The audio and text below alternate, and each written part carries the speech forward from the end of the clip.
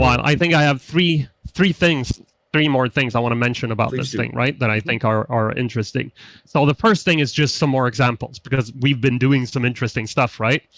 Because what is interesting for me is that we are doing stories that I have never done in role-playing games before.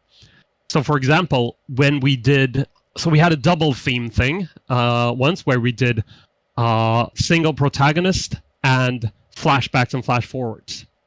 So that turned into a story of a French World War II veteran who had been a fighter pilot and who was getting old, getting really annoyed about how people were forgetting the war, and he thought they didn't understand, they didn't get what it was about, so he was writing a book about it, but at the same time he was having problems losing his memory, and it was sort of spotty. And we did this wonderful story doing lots of flashback to the war and after the war, of him publishing this book, him meeting his old soldier buddies but without recognizing them, them accusing him of writing lies into his book, which destroyed him, and then some stuff about him talking to his lover, who was also in the Air Force, talking about this book. But then we realized, since this lover wasn't there later, he must have died. And we had this this really interesting, and in the end, it was even a sort of Fight Club moment where it was like, did he imagine this? It was a bit of an unreliable narrator on it as well. And it was just this wonderful portrait of an old man struggling to gain control of his past. And it was really powerful. It sounds fantastic. It sounds as though you actually helped Ernest Hemingway write a good novel. Right. So. Right. And the interesting thing here is that, like, I don't know of any game that does that.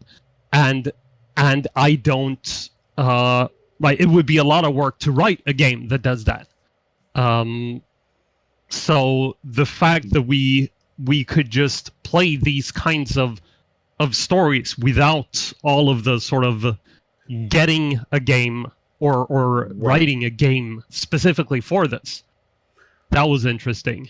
And let me do another really interesting example. When we did surrealism, because this is one of the most powerful game sessions I've had for the last decade. We did surrealism. We talked about surrealism before. We did this a bit weird story about an artist who had lost people. He had lost a woman and a child, and he was making a sculpture of the woman, and then the sculpture started speaking, and it was nice, it was weird, it was also a bit of the memory thing, how he was trying not to remember the accident because it was a moving portrait. And what really made it interesting is how a bit into the story, we had this recurring scene of a child at a beach who sort of, as the story progressed, turned out to be this artist. And he was talking to a woman, and then suddenly he starts talking about the story, right? He's talking about how, I don't know, this story, I'm not sure where it's going. I'm not sure if I'm going to have a happy ending, right? He's breaking the fourth wall a bit. He's talking about the story. Then we keep playing, and he starts addressing the players. Right. He starts going, right, are you sure you know what you're doing? Right. I mean, it's my life here you're playing with, right? Mm-hmm. And I set a scene where he had this artwork that he had been doing, which had been praised for because it captured nothingness. Mm-hmm. And he walked into this artwork, so there was nothing all around him, and he starts talking to us, the players. Right. So Björn was playing the artist here, and he was talking to us, and he was accusing us. Right. He was cursing us. You're just playing with my life, right? Is this it? Because this is the last scene, right? You're gonna go somewhere else after this. And I said, I will write a report, a play report of this. Anything you want to say, go ahead. I'll write it for everyone to know. He's like, I don't want you to mention me by name. Right. I don't want to be in this in your damn play report, right? I'm like, all right, but so what do you want? What can we do for you? And says, I want one more scene, just one more happy scene, right? And I go, I'm sure we can do that next time. It's Björn's time to set a scene. I promise you, he will give you a really nice final scene to end with. And then the potential of what happens here is dreadful. Yeah, I cut the scene. It is Björn's turn. He goes, no, I'm not going to set a scene. Right. And I'm upset, right? I'm really upset. Yeah. I promised him, right? I promised this guy. And then instead of setting a scene, Björn plays, do you know the song Who Are You This Time by Tom Waits? Yeah. So he plays that song instead. And it's still, now every time I hear that song, it sends shivers down my spine because it reads like an accusation from the character to his players. Right. And it was really weird. Well, I think these are fantastic examples. You had 3. I'm not sure if that was 2 or 3. No, that was supposed to be that was supposed to be one thing to talk about. I have 2 more things I want to mention as a sort of what this experience is about, or this things I have learned, right? So one thing is sort of related to this, which is these things. I would never have done these things had we played a specific game, right? Like the scene with the warrior and the flashbacks, right?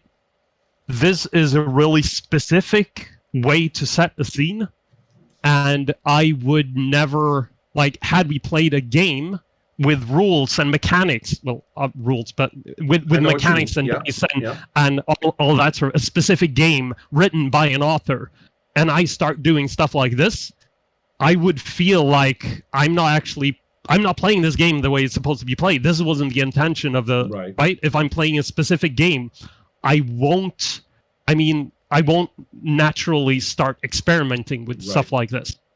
And that is what makes this interesting to me, because we can do these things and experiment with these things without sort of playing the game wrong. Right. So that was the second thing. And the third thing that I have learned, which was really interesting to me and important to me as a game designer, is that it works, right?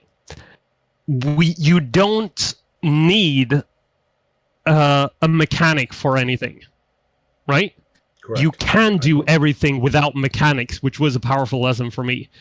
Which means, it doesn't mean the mechanics are bullshit. It doesn't mean that they're useless or that we shouldn't have them. Well, I know your games. I know you like mechanics, so go on. Exactly. Right, yeah. So it means that when I place a mechanic in the game, it has to do something. It belongs there. It has to... Right. Yeah, exactly. It belongs there. It has to actually make the game different, make the game better in one way or more interesting, or take the game in a direction it wouldn't have naturally. Yes. Like, if I don't have to have a conflict mechanic to have interesting combat, because we did a whole scene, did a whole theme about combat. We had some great combat scenes with no mechanics. That doesn't mean I shouldn't have one, but why do I have one, right? If I put one in, what does it serve? What is the point of it? Do you remember what I talked about? Bounce? Yeah. Yeah. That's so you were saying we are finding bounce points. Yeah. Right. Yeah. Something like that. Yeah. Yes. This is fantastic. Okay, so that was my 3 things that I wanted to say before. They are fantastic things. Simon, this is fantastic. This is great.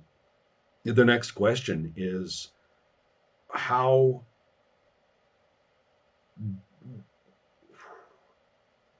is the best way for me to promote it?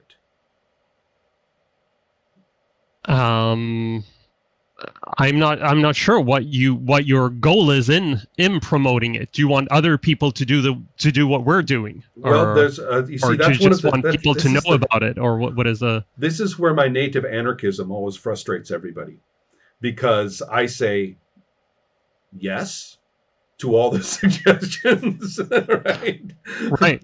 Yeah, whatever. And so I guess what I'd like to, here is my goal.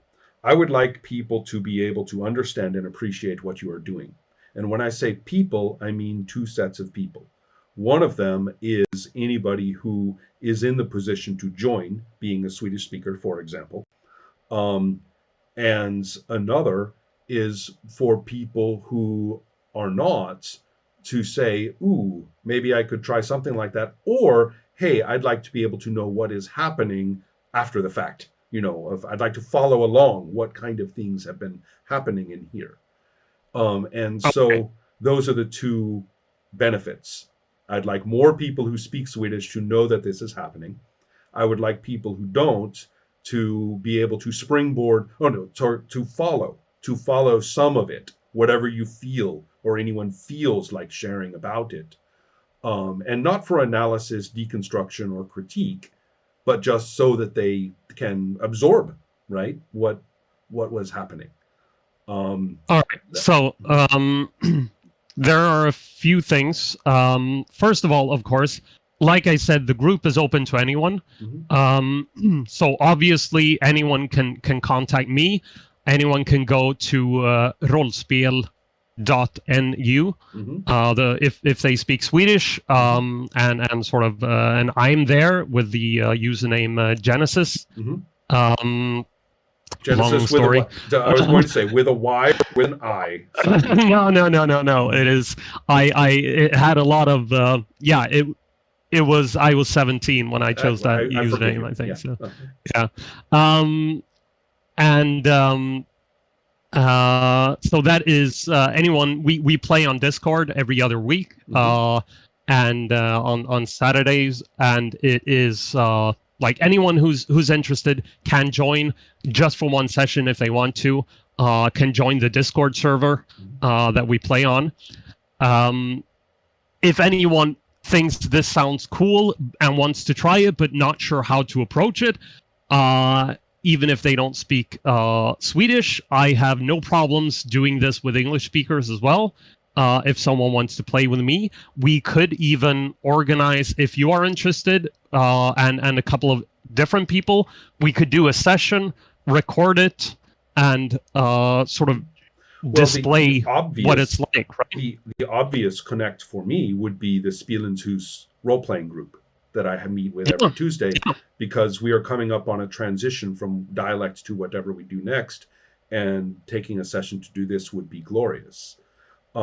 So what I would like to do is to put in a sidebar at Adept Play, basically a direct link to the Discord server, and then also have this conversation be featured and basically say this is an ongoing thing. As far as so that's great, and also basically saying to people, do something like this if you want, in whatever configuration occurs to you, right? So the different thing about following what we're doing, and we do write play reports after each session. So we have 19 play reports written. Okay. They are in Swedish. They're not super long. It wouldn't be too difficult to translate them into. Well, first of all, you wouldn't even have to translate them. Okay. This is how we do this at Adept Play. This is how we roll. Anybody can post in whatever language they want. If they want to provide a translation into any language as a PDF attachment to the post, they are welcome to do it. On the other hand, if they can stand it, I will take the fucking thing to Google Translate, and I will do it, and then I will read it and turn it into proper English, right? And then post and then attach it myself. That is okay. So a number of people have posted in English, but then they provide a translation in their native language, for example, right? So either way. So the idea is that we have more of a multilingual experience, and at the site, actually. And I think that's a good thing. That sounds great. Yeah. So we wanted to. So these all 19 is crazy. All 19 is crazy. Like a periodic release starting from the beginning would be great. On your own schedule, that would be incredible. In fact. I mean, like I said, they're already written, so just copying and pasting them would be fine. Let's strategize it. We can post this conversation. I can put up the link, and then in actual play, then we have the post about like the first session, right? When this, and that could all happen. Let's Mhm. organize that for some time. If I am able to get, you are able to get this kind of situated at my site, the hope then would be that people who are active with you would at least know about Adepts Play, right? That Yeah, there is yeah, a true. home for appreciation of these things and trying to spread the appreciation around among us. I will Yeah, yeah, and say, I yeah, will yeah, link obviously yeah. in No, the that other sounds direction. fantastic. The For my part, playing in a variety of games like playing playing Gamma World and Dialect at the same time. Um, Yeah. and at this point, I just signed on to a UK online convention. I mean, it's very small. It's basically a get together for people who want to play scenarios of Dungeons and Dragons Fourth Edition, which I enjoy greatly, as a matter of fact. Um, and I just signed on, to play a hyper psychedelic apocalyptic, scenario. Um, and so playing that and then turning around and playing some of these other very different games stylistically, for me, my experience is discovering the commonality of the experience. I'm convinced that a great deal of things that we talk about as very indie are present and active in lots of role playing. It's just that people aren't using any words for it. So, for example, a room in a dungeon, what's the difference between that and setting a scene? Right? I mean, it's a scene. Yeah, yeah, yeah, So, absolutely. it's to me, I'm enjoying bringing this to people's attention so that this artificial distinction between ways to play that is so prevalent these days can actually take a few elbow hits because it's annoying. So that's where I'm coming from a little bit as well. Yeah, I think it's a laudable goal. Thank you so much. Thank I'll you for having me. yeah, talk to you later. All right. Bye.